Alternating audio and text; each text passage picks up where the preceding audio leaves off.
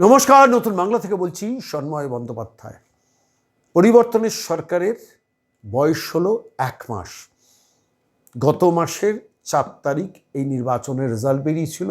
আজকে 4 জুন, ঠিক 30 দিনের মধ্যে রাজ্য সরকার সরকারি কর্মচারীদের 3টি খুব গুরুত্বপূর্ণ দাবি ইতিমধ্যে মেনে নিয়েছেন এবং সেই সংক্রান্ত বিজ্ঞপ্তি প্রকাশ করেছে রাজ্য সরকার। কি কি সেই দাবি একটুখানি আপনাদের কাছে বলি। যে রাজ্য সরকারি কর্মচারীদের দীর্ঘদিনের যে দাবিগুলো ছিল, সে দাবিগুলোর মধ্যে এগুলোও ছিল, বিশেষ করে যারা রিটায়ার্ড, যারা অবসরপ্রাপ্ত, তাদের ক্ষেত্রে পারিবারিক পেনশন প্রাপকদের পেনশন সংশ্লিষ্টদের মৃত্যুর কারণে 2008 সালের 1 এপ্রিল থেকে 2019 সালের 31 ডিসেম্বর পর্যন্ত যারা এই বকেয়াটা পেতেন, বন্ধ হয়ে গেছে। তাদের নমিনি বা যোগ্য উত্তরাধিকারীরা বকেয়া ডিআরটা পাবেন। অর্থাৎ এই সময় যাদের বকেয়া ডিএ হয়েছিল অথচ তারা এর মধ্যে মারা গেছেন, তাদের নমিনিরা এই ডিআরটা পাবেন, সেই ঘোষণাটা বিজ্ঞপ্তি আকারে রাজ্য সরকার প্রকাশ করল।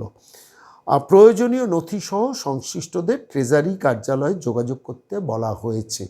প্রত্যেককে তাদের নমিনি যারা মারা গেছেন তাদের নমিনিদের সমস্ত ডকুমেন্ট নিয়ে ট্রেজারিতে যোগাযোগ করতে বলা হয়েছে। যারা ট্রেজারি থেকে পেনশন পেয়ে থাকেন অথচ, দ্বিতীয় ঘোষণা, যারা ট্রেজারি থেকে পেনশন পেয়ে থাকেন অথচ তাদের মধ্যে যাদের জীবনের শংসাপত্র জমা না দেওয়ার কারণে তা বন্ধ রয়েছে, সংশ্লিষ্টদের ক্ষেত্রে ট্রেজারিতে গিয়ে বা অনলাইনে সেই শংসাপত্র জমা করতে নির্দেশ দেওয়া হয়েছে, অনুরোধ করা হয়েছে। অর্থাৎ ট্রেজারি থেকে যারা পেনশন পান, যারা এখনও বেঁচে আছেন, তাদের অনেকের পেনশন বন্ধ হয়ে গেছে এবং সেটা লাইফ সার্টিফিকেট ঠিকঠাক মতো না দেওয়ার কারণে। পূর্বতন সরকার এদের ক্ষেত্রে এই জাতীয় কোনো বিজ্ঞপ্তি প্রকাশ করেননি।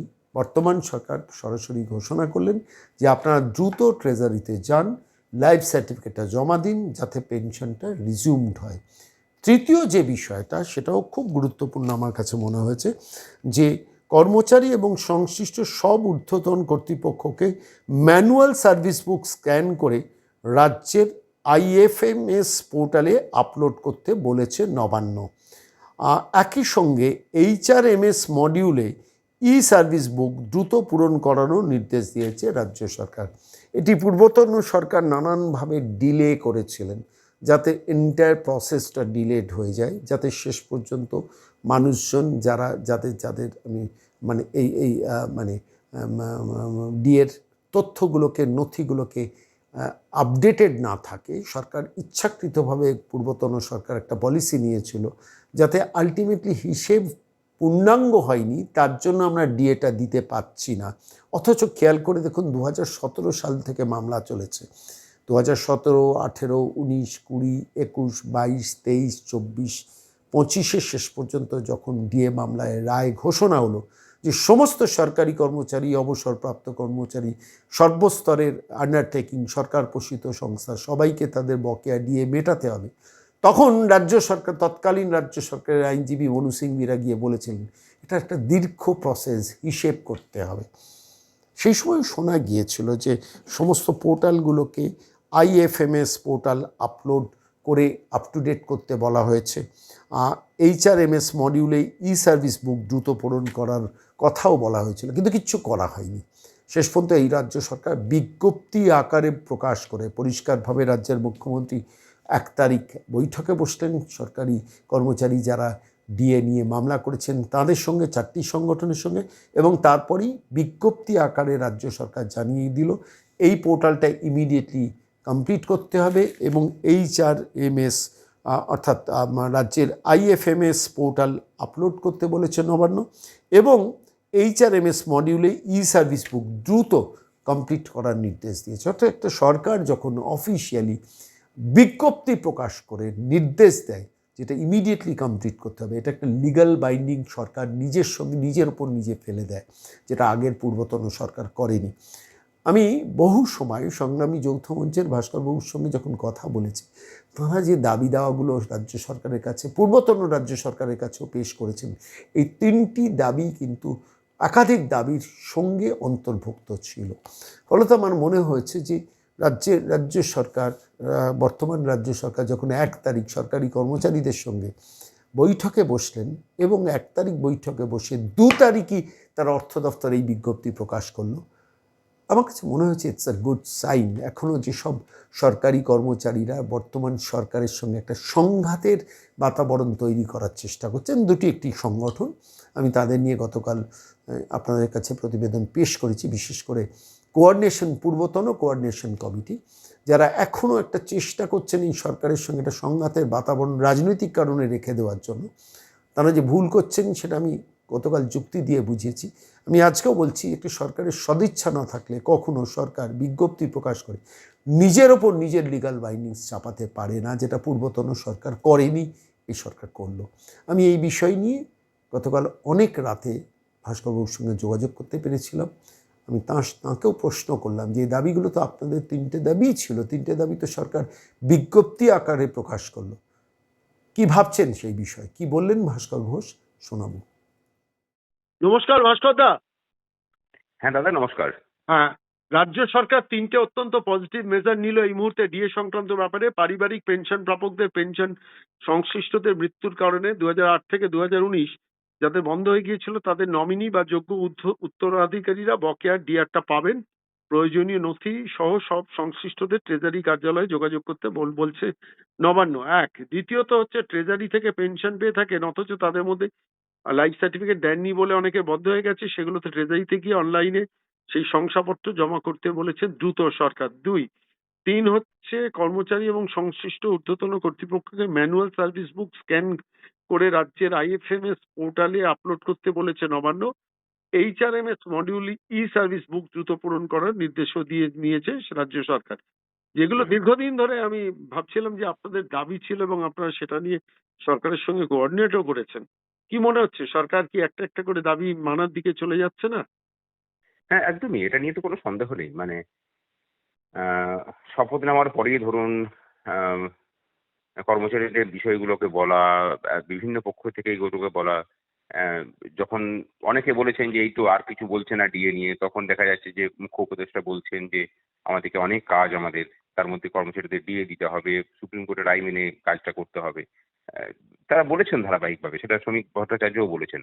এবং গতদিনের যে মিটিং, সেই মিটিংয়ে তো মুখ্যমন্ত্রী মানে এই বিষয়টাকে একদম পরিষ্কার করে রেখেছেন।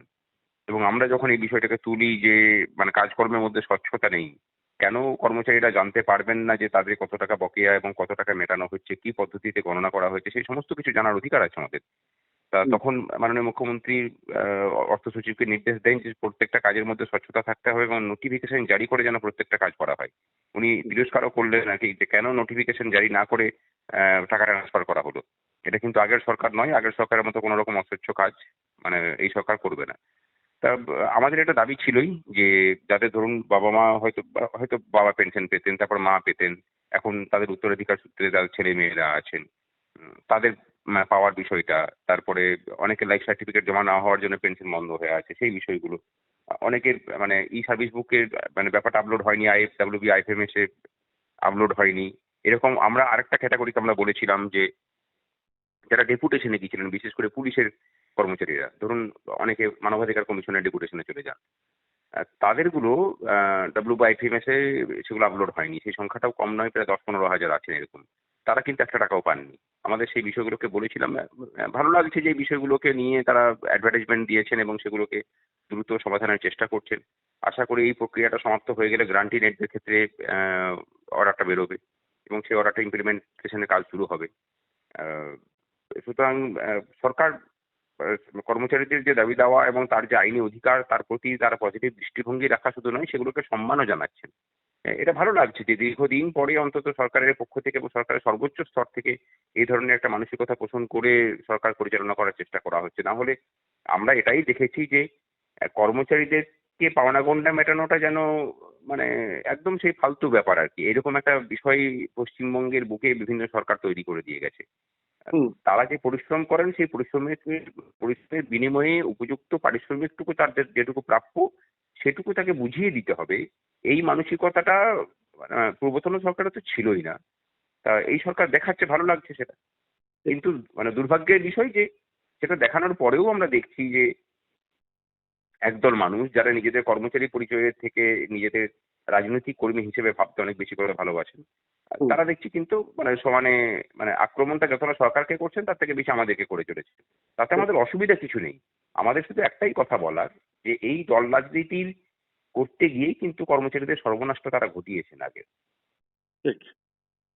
অনেক ধন্যবাদ ভাস্করবাবু। আশায় থাকা যাক ৩টে দাবি অন্তত স্পেসিফিক আমি আপনার সঙ্গে একাধিকবার কথা বলতে গিয়ে দেখেছি এই ৩টে দাবি নিয়ে আপনি কথা বলেছেন এবং আজকের দিনে দাঁড়িয়ে সরকার অন্তত বিজ্ঞপ্তি দিয়ে সেটা জানিয়ে দিল।